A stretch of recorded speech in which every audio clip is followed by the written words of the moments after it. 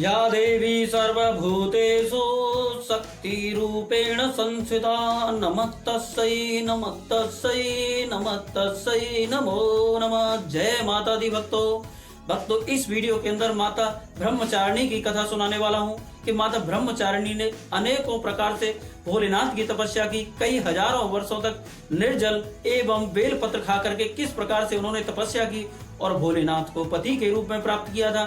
दोस्तों, माता रानी की पूजा का विधान क्या है, विधि क्या है, किस प्रकार से माता रानी को भेंट लगानी है एवं उनका दरबार सजाएं, और सबसे खास बात, माता रानी के हवन कुंड को तैयार करने के लिए आपको किस प्रकार की मिट्टी का उपयोग करना है, इन सब बहुत सारी जानकारियों को मैं इस वीडियो के अंदर आपको देने वाला हूं।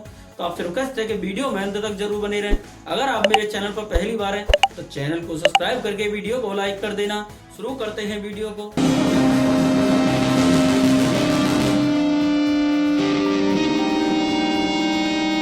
माता रानी का दरबार कैसे लगाएं और उनकी पूजा की विधि क्या है। सर्वप्रथम आपको ऐसे स्थान का चयन करना है जहां पर कम से कम लोगों का आवागमन रहे। ऐसा सुरक्षित स्थान पर माता रानी का एक दरबार लगाएं जिसमें लाल या पीले कपड़े से नीचे बिछा करके उसके ऊपर माता रानी की मूर्तियां लगाएं। माता रानी को चुनरी पहनाएं, उसके ऊपर माता रानी का सब श्रृंगार उनको भेंट कर दीजिए। दोस्तों, अब बात करते हैं माता रानी को भेंट किस चीज की लगाई जाती है। तो आपको बताता हूँ कि माता रानी की सबसे प्रिय भेंट गोला की होती है, लेकिन गोला की भेंट को ज्यादातर लोग बड़ी भेंट मानते हैं। इस वजह से एक पान का पत्ता, उसमें एक जायफल, एक बतासा, एक लौंग का जोड़ा, थोड़ा सा घी और सिंदूर लगा करके माता रानी को भेंट करना चाहिए। और माता रानी के हवन कुंड को कैसे तैयार करें, तो दोस्तों सर्वप्रथम मैं आपको बताता हूं कि माता रानी के हवन कुंड को तैयार करने के लिए आपको जंगल से मिट्टी लेकर के आनी होगी। जंगल से आपने देखा होगा कि जब कभी भी कहीं पर कोई जागरण या माता रानी का अनुष्ठान होता है तो उस जगह पर हवन कुंड बनाने के लिए सर्वप्रथम जंगल से मिट्टी लाई जाती है, उसके बाद कुंड बनाया जाता है, तभी उसी के अंदर आहुतियां छोड़ी जाती हैं। दोस्तों, शुरू करते हैं माता रानी की उस पावन कथा को। बोलो सच्चे दरबार की जय। पूर्व जन्म में इस देवी ने हिमालय के घर पुत्री के रूप में जन्म लिया था और नारद जी के उपदेश से भगवान शंकर को पति के रूप में प्राप्त करने के लिए घोर तपस्या की थी। इस कठिन तपस्या के कारण इन्हें तपस्यारिणी अर्थात ब्रह्मचारिणी के नाम से जाना गया। 1000 वर्ष तक इन्होंने केवल फल फूल खाकर बिताए और 100 वर्षों तक केवल जमीन पर रहकर शाक पर निर्वहन किया। कुछ दिन तक कठिन उपवास रखे और खुले आकाश के नीचे वर्षा और धूप के घोर कष्ट सहे। 3000 वर्षों तक टूटे हुए बेलपत्र खाए और भगवान शंकर की आराधना करती रही। इसके बाद तो इन्होंने सूखे बेलपत्र खाना भी छोड़ दिए।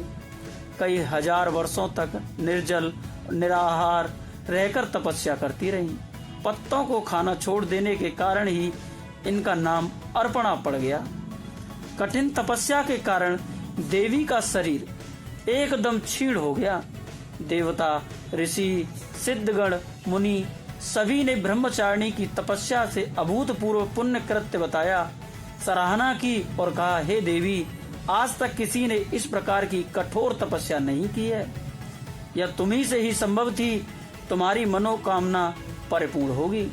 भगवान चंद्रमौली यानी भगवान शिव तुम्हें पति के रूप में अवश्य ही प्राप्त होंगे। अब तपस्या छोड़कर घर लौट जाओ, जल्दी तुम्हारे पिता तुम्हें बुलाने आ रहे हैं। नवरात्रि पर्व के दूसरे दिन माँ ब्रह्मचारिणी की पूजा अर्चना की जाती है। साधक इस दिन अपने मन को माँ के चरणों में लगाते हैं। ब्रह्म का अर्थ है तपस्या और चारिणी यानी आचरण करने वाली। इस प्रकार ब्रह्मचारिणी का अर्थ हुआ तप का आचरण करने वाली। भगवान शंकर को पति के रूप में प्राप्त करने के लिए घोर तपस्या की थी। इस कठिन तपस्या के कारण इस देवी को तपस्यारिणी अर्थात ब्रह्मचारिणी के नाम से भी जाना जाता है। कहते हैं माँ ब्रह्मचारिणी देवी की कृपा से सर्व सिद्धि प्राप्त होती है। दुर्गा पूजा के दूसरे दिन देवी के इसी रूप की उपासना की जाती है। इस देवी की कथा का सार यह है, जीवन के कठिन संघर्षों में भी मन विचलित नहीं होना चाहिए। दोस्तों, उम्मीद करते हैं मेरे द्वारा दी गई जानकारी आपको पसंद आई होगी। अगर पसंद आई है तो वीडियो को लाइक कर दीजिए, चैनल को सब्सक्राइब कर दीजिए। मिलते हैं ऐसी इंटरेस्टिंग वीडियो के साथ में, तब तक के लिए जय हिंद, जय भारत, राधे राधे, जय श्री कृष्णा। बोल सच्चे दरबार की जय।